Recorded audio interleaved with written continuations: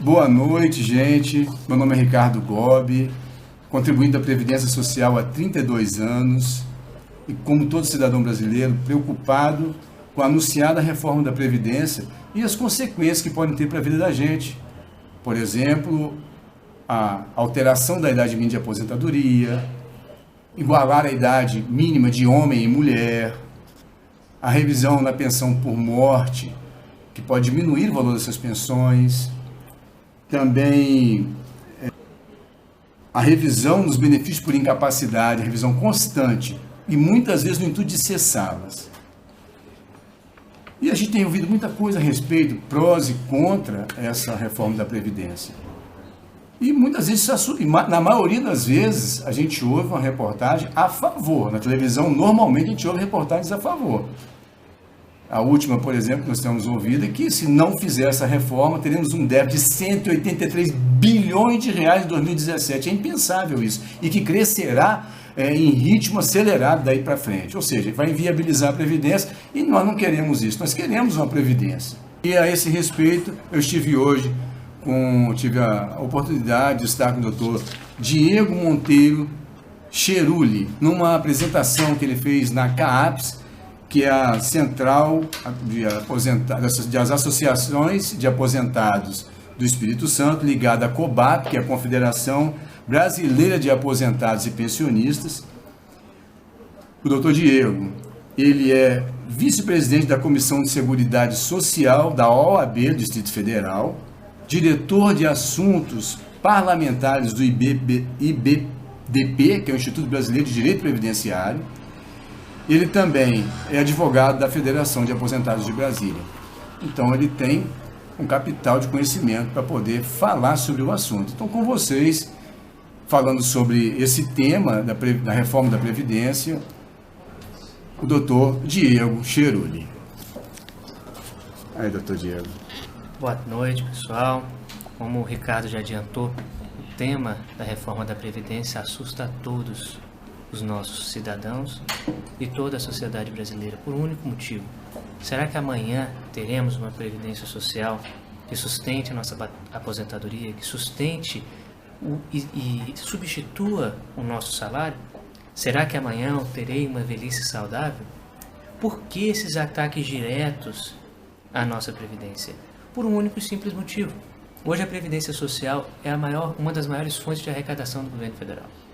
Ela é composta da arrecadação das contribuições sociais, do artigo 195 da nossa Constituição Federal.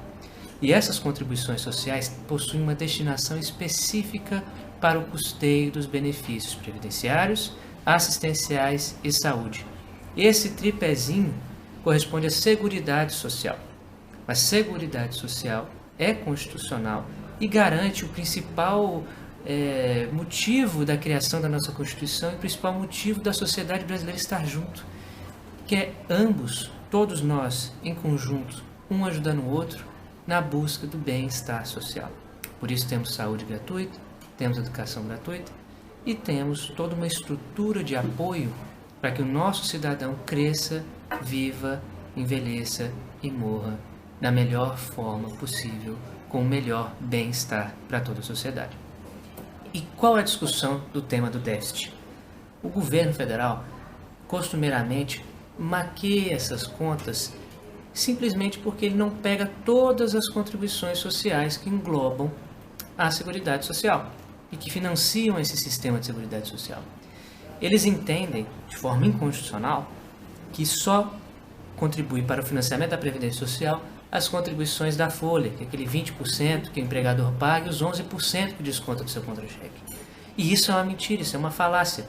Isso é uma premissa equivocada da análise das contas do Estado. Além das contribuições da folha, para vocês terem uma ideia, o Estado arrecada para cobrir a Previdência, Assistência e Saúde, a PIS/COFINS, a CSLL, o Imposto sobre os Jogos de Loteria, o Imposto sobre Importações e outras fontes de receita.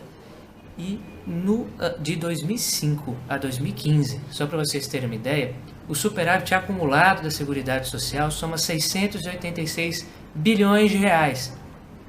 Todo ano, tá? Desde a criação desse sistema de Seguridade Social, ele é superavitário. Sobra dinheiro.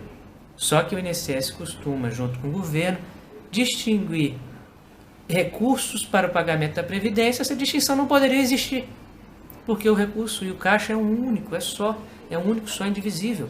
Os três devem solidariamente contribuir um com o outro. Então, se sobrou dinheiro de um, vai ajudar no outro. E é assim que deveria funcionar. Além disso, as políticas dos governos, não só o atual como o anterior e todos que já passaram, sempre querem beneficiar o empresariado.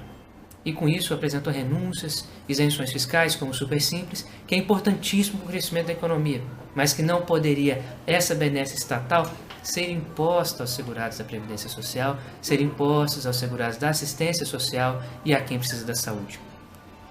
Somando tudo isso, temos mais um agravante, que é a desvinculação das receitas da União, a DRU, que até a semana retrasada, a semana passada, se tirava 20%, permitia-se tirar 20% do caixa da Seguridade Social, ou seja, dessas contribuições sociais, a PIS/COFINS, CSLL, sobre a loteria e etc., menos as da Folha, tá? Preveria tirar 20% dessas contribuições para gastar com outras situações. E aí vem a pergunta, se está tão deficitário assim, por que você vai tirar 20%? E pior, agora com a PEC 143 e com a PEC 31 de 2016, os parlamentares e o governo federal, tanto da presidenta afastada Dilma quanto do presidente interino Michel Temer, proporam aumentar de 20% para 30%. Ora, se temos um déficit, já tirávamos 20%, por que vamos tirar 30%? Então essa é a grande pergunta que a sociedade deve se fazer. E outra, a DRU. Para que serve essa DRU, essa desvinculação das receitas da União, esses 30% que querem tirar de nós? Serve para um único motivo, pessoal. Para o pagamento dos juros da dívida pública. Isso está fundamentado na exposição de motivos dessa PEC 143 de 2015 e na PEC 31 de 2016. Está lá escrito, para o pagamento de juros da dívida pública. E vocês sabem qual é essa dívida pública? Ninguém sabe, pois essa dívida pública nunca foi auditada. De 2010 para cá, a União já gastou, pagando com juros da dívida pública, mais de 4 trilhões de reais.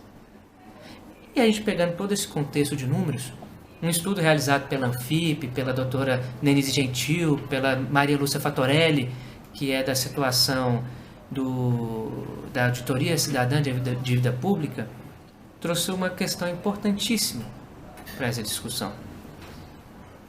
O superávit acumulado da Previdência Social, do sistema de Seguridade Social como um todo, de 2005 a 2015, soma 1.283 bilhões de reais. E aí fica a pergunta para a sociedade: aonde foi parar esse dinheiro? Aonde está o dinheiro da Seguridade Social? Por que querem reformar e tirar direitos ao invés de recompor o nosso caixa? A sociedade tem que pensar nisso. A sociedade tem que parar para raciocinar e lutar pelo direito, pois estão vilipendiando as nossas contas e os nossos direitos, único exclusivamente para o pagamento de juros de uma dívida pública, e quem ganha com isso são só os bancos e não a sociedade. Vamos mudar, vamos brigar pelos nossos direitos, vamos brigar pela manutenção, integridade e segurança do direito previdenciário, dos benefícios assistenciais e para um excelente atendimento na saúde, e parar com essa de pagar juros para quem não precisa. Eu ouvi dizer que um comentário também que vocês tinham entrado, o escritório de vocês havia entrado com um processo, ou vão entrar com um processo no STF, questionando a reforma da Previdência. O que o senhor tem a dizer? Bom, não é o nosso escritório que entrou.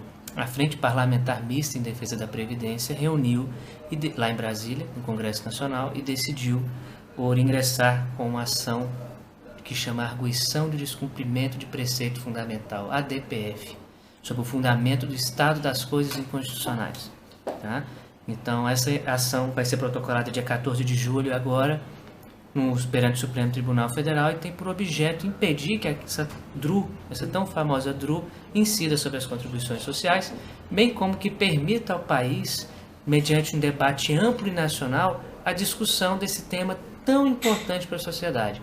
Então, vamos acumular boas vibrações, boas energias, vamos pedir a todos os santos do país para que o Supremo Tribunal Federal receba essa nossa ação e processe a ação da melhor forma possível, garantindo o direito a todos e cumprindo plenamente a Constituição. Afinal, o Supremo vai ter que decidir nessa ação uma única pergunta: o que é mais importante? Pagar juros de dívida pública ou a manutenção dos direitos sociais? E a Constituição é muito clara nessa resposta. Muito obrigado, doutor Diego. Foi um prazer falar com você. Obrigado. Muito obrigado. Contem sempre conosco e vamos à luta.